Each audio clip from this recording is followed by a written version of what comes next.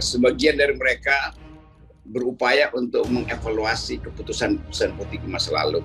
Karena beberapa teman projo menganggap Indonesia atau kepemimpinan Pak Jokowi sebetulnya di belakangnya ada kerapuhan institusi, ada kerapuhan nilai, dan mereka mulai pulih melihat itu.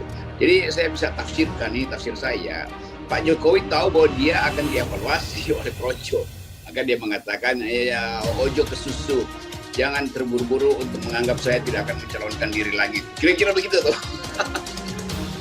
Jadi sekaligus kesan bahwa Ganjar itu bukan disiapkan oleh Jokowi, demikian juga orang yang lain, apalagi Erick Thohir itu. Bahwa Pak Jokowi tetap seorang yang ingin agar supaya kesempatan dia untuk memimpin 3 periode jangan dihalangi dulu oleh berbagai macam kalkulasi. Jadi pesannya jelas, ojo ke susu, jangan terburu-buru menganggap saya udah nggak punya visi. Kira-kira begitu. Apalagi kan dia bilang bahwa mungkin gitu yang akan kita dukung itu juga hadir di sini. Nah di situ kan ada Ganjar, ya bisa janji JGR. Tapi Pak Jokowi kan juga hadir di acara itu ya. Ini politik Indonesia kan selalu mesti dibaca between the line tuh. Dan Pak Ganjar pasti ingin dapat kepastian sebetulnya bahwa dialah yang akan dijadikan sebagai putra mahkota tuh. Tetapi projo ini kan bukan sekedar pasukan yang biasa disebut pasukan nasi bungkus. Beberapa di kalangan projo saya kenal betul kemampuan mereka untuk menganalisa politik. Itu teman-teman baik saya yang juga menginginkan agar supaya Indonesia dirawat melalui etika politik. Jadi itu sebetulnya yang saya anggap bahwa projo ingin mengevaluasi kekuasaan berdasarkan etika politik.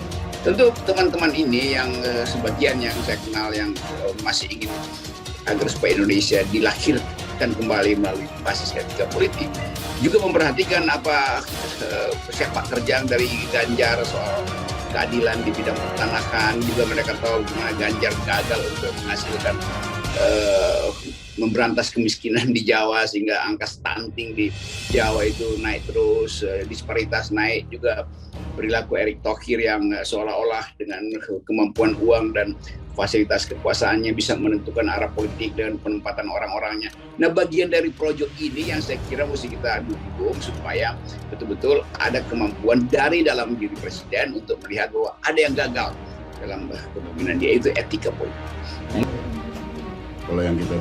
Kalau saya memaknai ya, yang ada di situ kan ada Pak Wan Timpes, Pak Dinarko, ada Pak Muldoko, ya kan, ada Pak Ganjar, dan ada Pak Jokowi. Ya saya nggak tahu apakah mau dukung apa, terus kemudian ada perbedaan 3 periode, ya kan? Pak, dalam penentuan siapa capres yang akan mereka dukung. Dalam bahasanya Jokowi begini, ojo ke susu, jangan tergesa-gesa. Apa yang bisa kita baca dari pesan tersirat dan tersurat dari pidato Jokowi itu? Pertama, ini wajah Jokowi tampak sangat segar, sumringah, dan bersemangat ya. Ini beda sekali dengan pada beberapa waktu yang lalu ketika dia mengumumkan soal pelarangan ekspor minyak goreng dan CPO ya.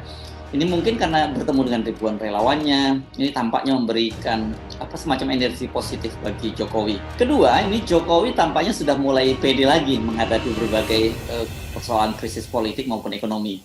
Kalau dari sisi ekonomi, kelihatannya harga minyak goreng seperti dikatakan oleh Jokowi akan turun lagi menjadi Rp14.000 per liter.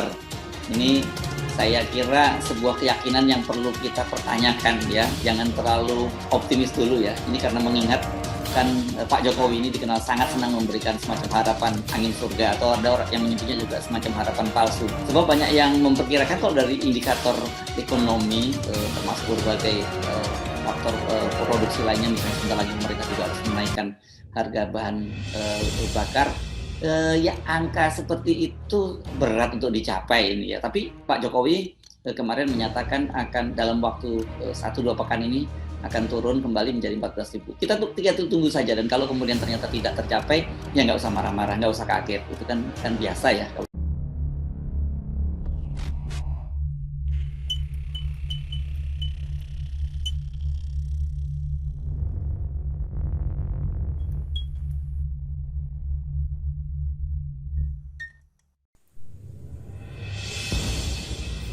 Tanggapi pidato Jokowi di Rakernas Projo, Rocky Gerung mengatakan beliau masih ingin mencalonkan diri lagi. Dosen sekaligus pengamat politik Rocky Gerung ikut memberikan tanggapannya terkait pidato Presiden Jokowi di acara Rapat Kerja Nasional Rakernas Projo di Magelang, Jawa Tengah pada Sabtu 21 Mei 2022 lalu. Dalam perbincangannya bersama Heru Subeno Arif, Rocky Gerung memberikan tanggapan mengenai pidato Presiden Jokowi yang cukup menuai banyak komentar dari pengamat politik lainnya dengan sindiran yang sudah menjadi ciri khasnya dari dulu. Rocky Gerung menilai ketika Presiden Jokowi mengatakan jangan terburu-buru mengenai Pilpres tahun 2024, ia justru memberikan penafsiran bahwa yang diungkapkan Presiden tersebut diduga merupakan suatu sinyal Presiden Jokowi masih ingin mencalonkan diri lagi.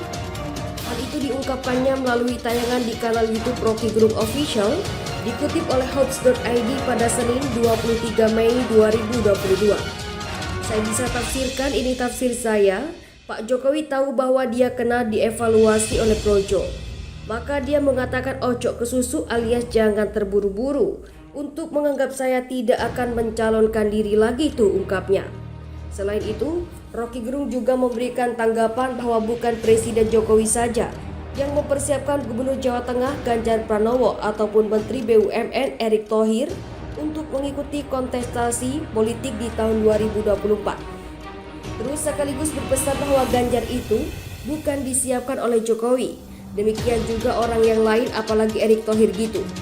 Bahwa Pak Jokowi tetap seseorang yang ingin agar supaya kesempatan dia untuk memimpin 3 periode jangan dihalangi, sambungnya. Sehingga dengan perkataan Presiden Jokowi yang mengatakan Capres tahun 2024 hadir, dalam acara tersebut menimbulkan banyak spekulasi.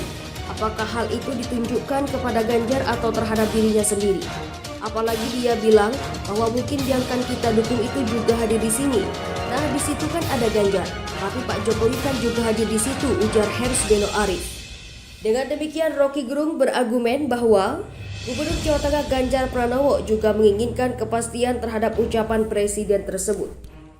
Pak Ganjar pasti ingin dapat kepastian sebetulnya bahwa ialah yang akan dijadikan sebagai putra mahkota, kata Rocky Gerung.